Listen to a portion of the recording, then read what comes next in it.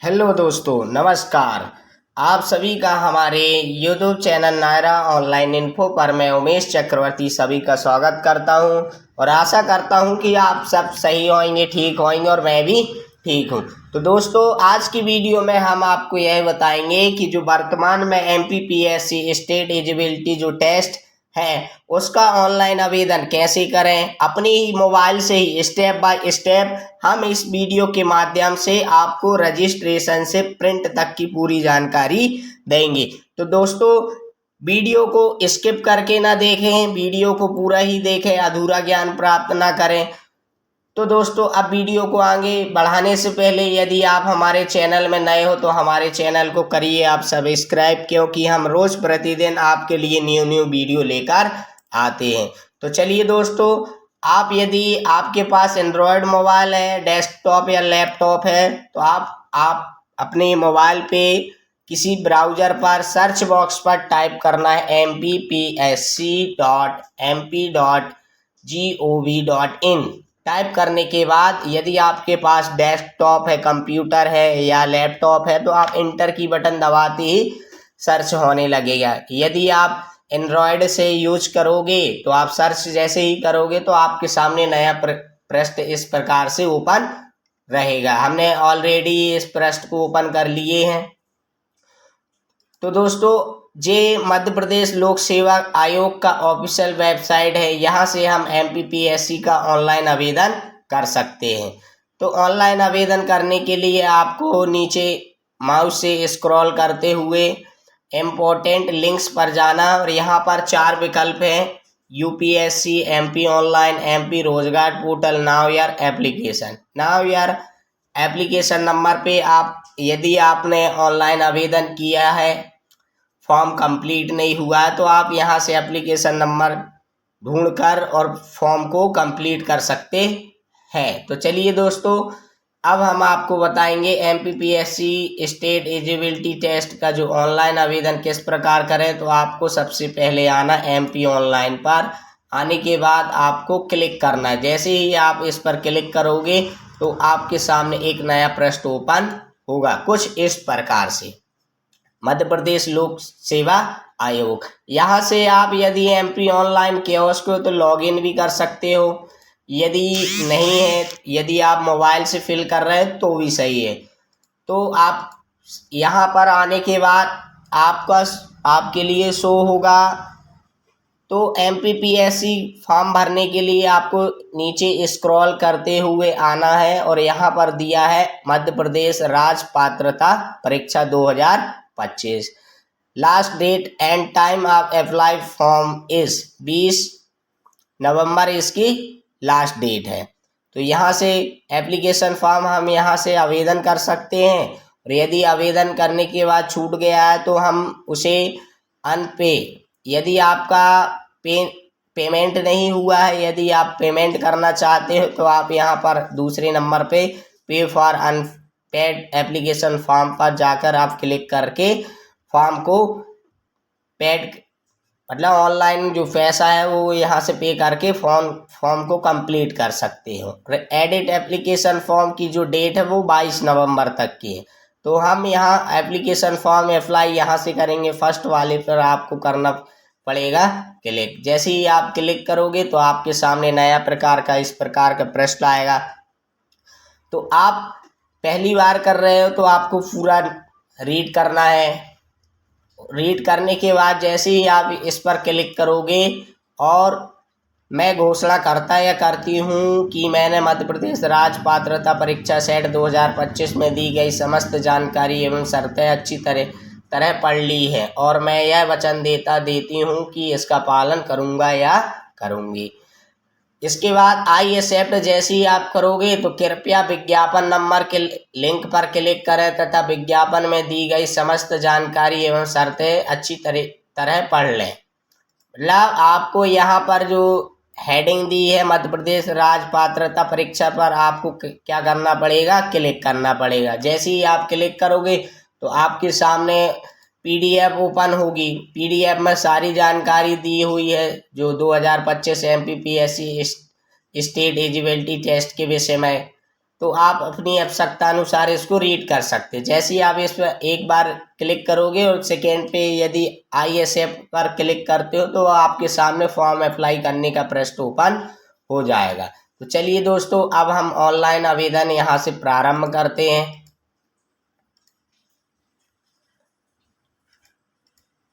थोड़ा सा टाइम भी लग सकता है दोस्तों, वीडियो थोड़ी लंबी भी हो सकती है, तो वीडियो को थोड़ा स्किप ना करें पूरी जानकारी। थोड़ा सा सर्वर इशू होने के कारण या नेटवर्क इशू होने के कारण थोड़ा सा टाइम ले रहा है।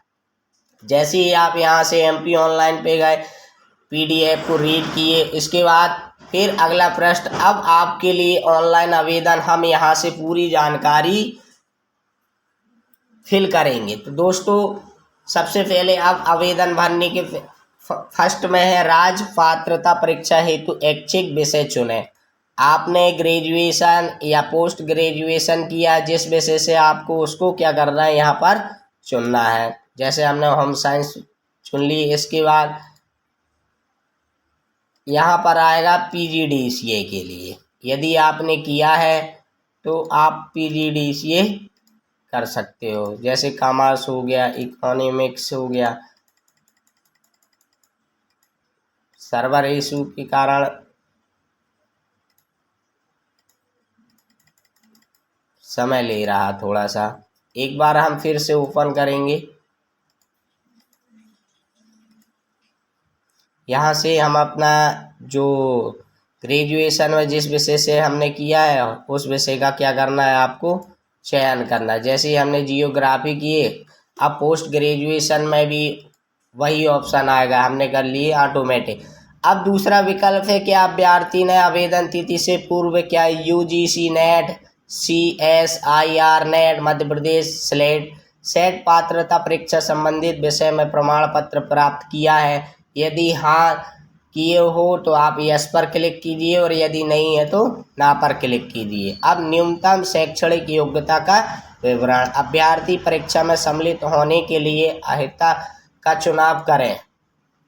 स्नातक हमने कंप्लीट कर लिए। यदि आप पोस्ट ग्रेजुएशन कंप्लीट कर लिए हो तो आप यहाँ से क्लिक कर सकते हैं। हम स्नातक किए हैं तो यहाँ कर दिए। अब दूसरा है क्या अभ्यर्थी PhD उपाधि धारक है, यदि है तो यस पर क्लिक कीजिए और यदि नहीं है तो नो पर क्लिक कीजिए।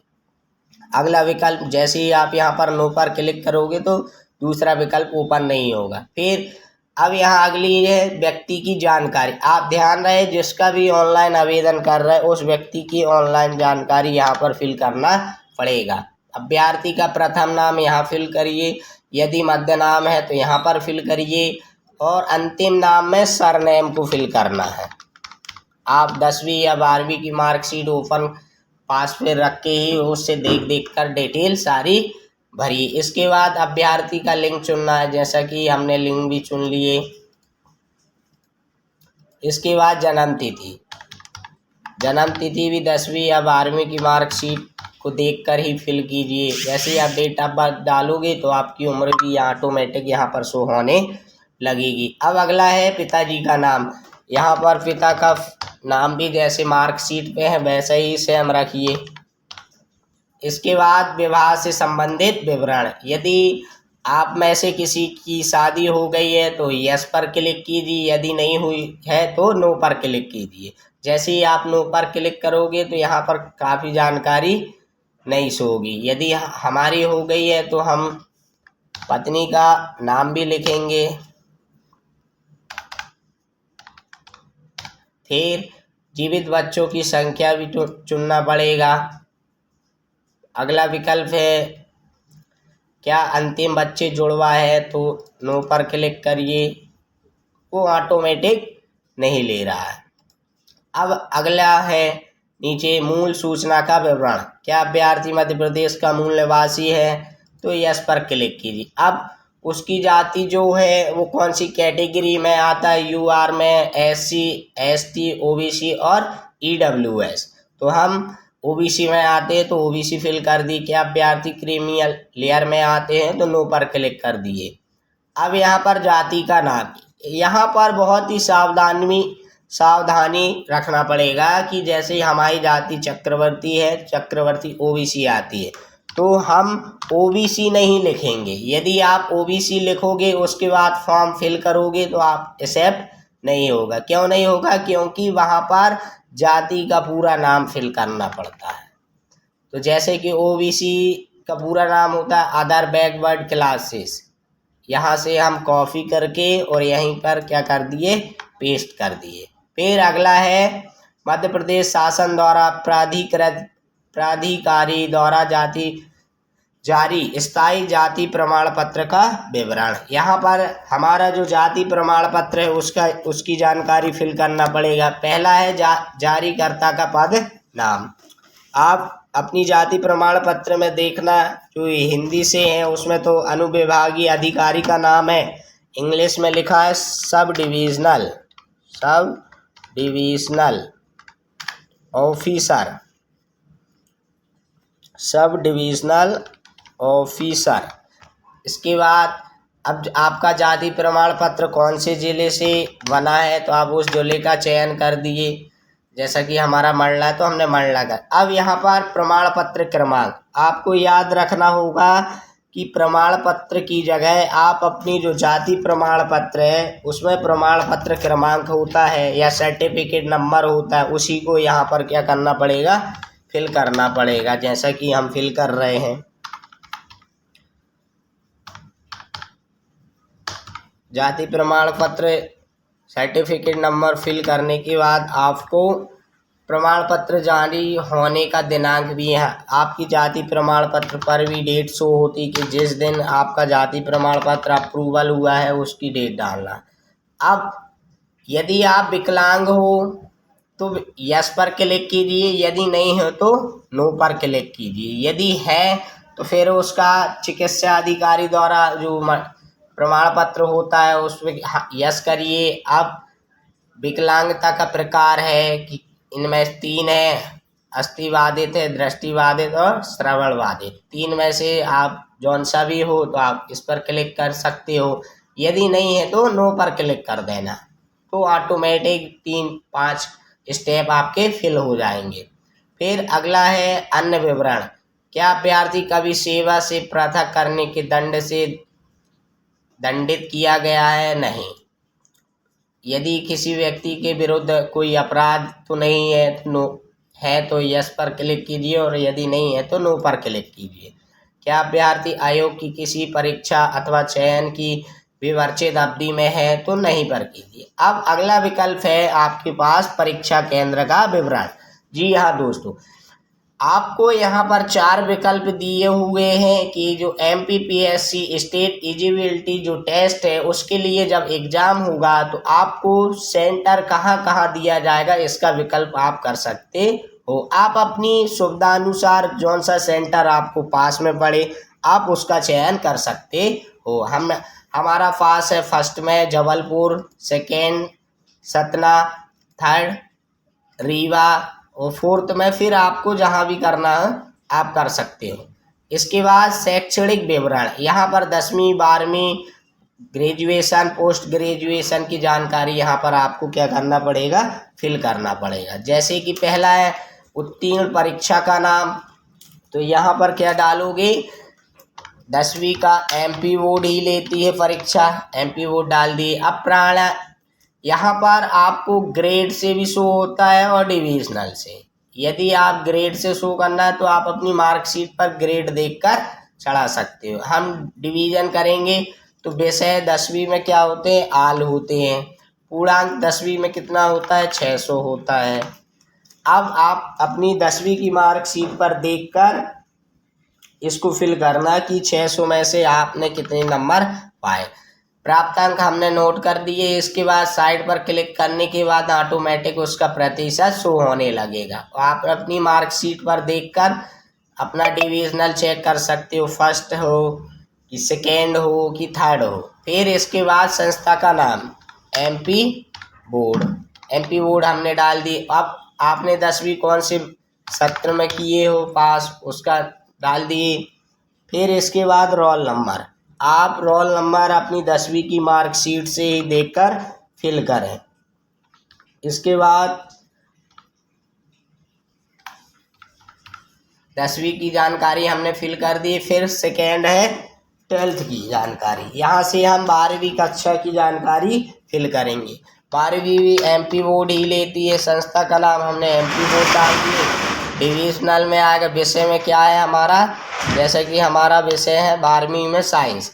अपूर्णांक कितना होता है 12वीं में, होता है 500। 500 में जितना आपने अपनी मार्कशीट में होगा आप उसको फिल कर दीजिए। साइट पर क्लिक करने के बाद आपका परसेंट शो हो जाएगा।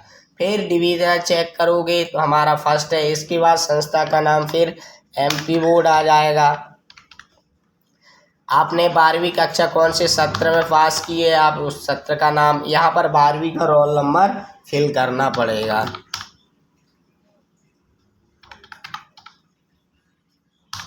हमने 12वीं क्लास की जानकारी फिल कर दी। अब अगली प्रोसेस है कॉलेज के लिए। यदि आपने ग्रेजुएशन किया है तो ग्रेजुएशन की जानकारी भी फिल करना पड़ेगा। जैसा कि उत्तीर्ण परीक्षा का नाम। अब स्टेट यूनिवर्सिटी, जो ग्रेजुएशन होता है वो MP स्टेट यूनिवर्सिटी लेती है। इसके बाद इसका भी हम डिवीज़न में करेंगे। विषय हमारा क्या है BSc। इसके बाद पूर्णांक है हमारा कॉलेज में 1800। 1800 में कितना प्राप्त किए हैं 998। इसके बाद साइट पर क्लिक करोगे तो आपका परसेंट शो होगा। फिर आप अपना डिविजनल देखोगे मार्कशीट पर तो उसको फिल करना। फिर यहाँ पर संस्था का नाम आएगा MP स्टेट यूनिवर्सिटी। हमने फिल कर दिए। कौन से सत्र में हमने कंप्लीट किए हैं 2024 में। अब आप अपना कॉलेज का रोल नंबर फिल करना पड़ेगा। मार्कशीट में सब दिया होता है तो रोल नंबर भी बड़ी ही सावधानी से आपको फिल करना पड़ेगा। हमने ग्रेजुएशन की भी जानकारी फिल कर दी।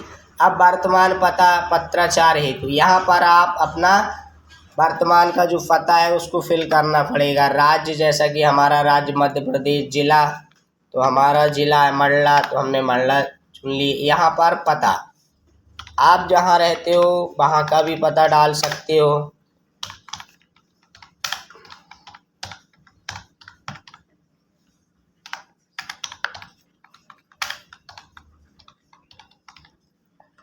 हमने पता भी डाल दिए।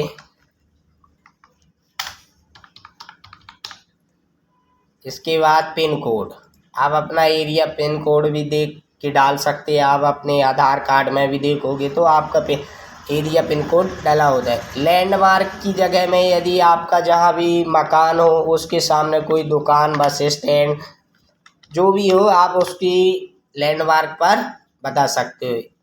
आपका कृपया पता में नाम न लिखें। यहाँ पर यदि आप वर्तमान, स्थायी और ऊपर वाला जी दोनों सही है तो आप यहाँ पर क्लिक कर दोगे तो दोनों की जानकारी सेम हो जाएगी। अब अगला है अभ्यर्थी का फ़ोटो और अभ्यर्थी का हस्ताक्षर। तो दोस्तों यदि अभ्यर्थी की फ़ोटो की जो साइज है भाई 20 KB से 100 KB तक होनी चाहिए, तभी इसमें एक्सेप्ट होगा। तो हम पहले से ही पासपोर्ट साइज फ़ोटो बना लिए तो हम ज़्यादा समय नहीं लेंगे और फिल कर देंगे। इसके बाद विद्यार्थी का सिग्नेचर, हस्ताक्षर भी यहाँ से ही फिल करना पड़ेगा आपको, जैसा कि हम फिल कर दी। अब अगला है मोबाइल नंबर। आप अपना जो मोबाइल चालू हो उसी मोबाइल नंबर को फिल कीजिए। इसके बाद जीमेल ID, आप अपनी आवश्यकता अनुसार जीमेल ID जौन सा चलाते हो आप उस पर क्लिक करें। और फिर लास्ट में घोषणा, इस पर आप क्लिक करने के बाद ये नीचे दिया है कैप्चर। कैप्चर को फिल करने के बाद नेक्स्ट पर आप करिए क्लिक। तो आपने फुल नेम पर हमारा एरर आ रहा है यहाँ पर। एक बार फिर कोशिश करते हैं हम। Please check your full name and confirm before moving ahead. Once it save it can never edit. Okay पर क्लिक कर दिए। अब यहाँ पर स्नातक पूछ रहा है यदि आपने पोस्ट ग्रेजुएट, तो दोस्तों यह जानकारी बता दें कि जो MPPSC स्टेट एलिजिबिलिटी टेस्ट है वह पोस्ट ग्रेजुएशन जिसने कर लिया है उन्हीं के लिए यह आवेदन है। तो जो जिस व्यक्ति ने भी पोस्ट ग्रेजुएशन कंप्लीट कर लिए हैं वह MPPSC स्टेट का एलिजिबिलिटी टेस्ट कर सकता है।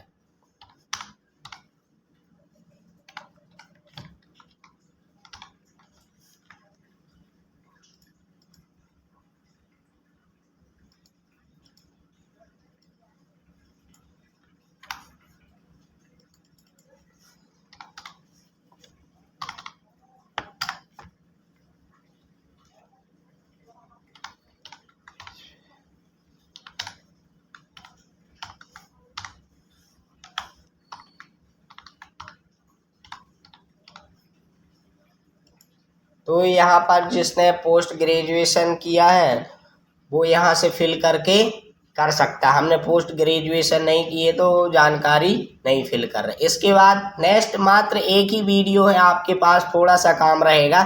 जैसे ही आप नेक्स्ट करोगे तो आपके सामने पेमेंट ओके करने का आएगा।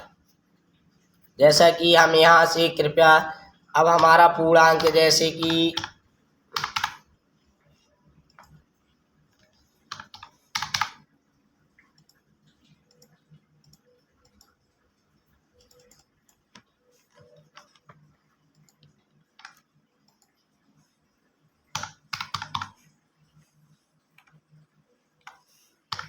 हम पोस्ट ग्रेजुएशन में फिल कर दे रहे हैं।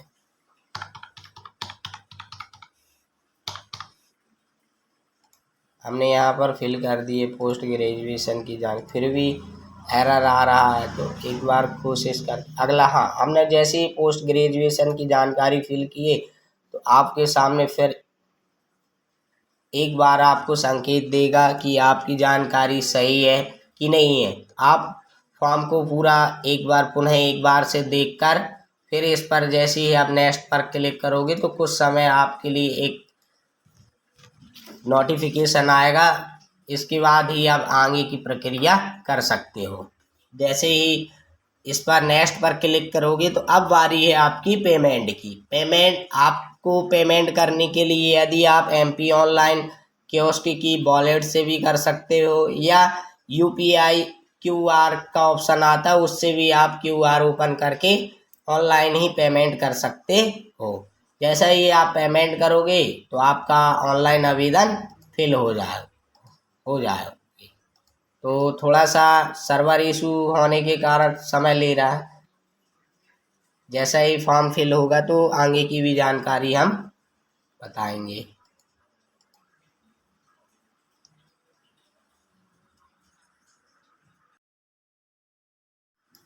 तो दोस्तों सर्वर इशू होने के कारण हम पेमेंट करने में असफल है। जैसे ही आप फॉर्म ओके करके नेक्स्ट पर क्लिक करोगे तो आपके सामने पेमेंट करने का ऑप्शन आएगा।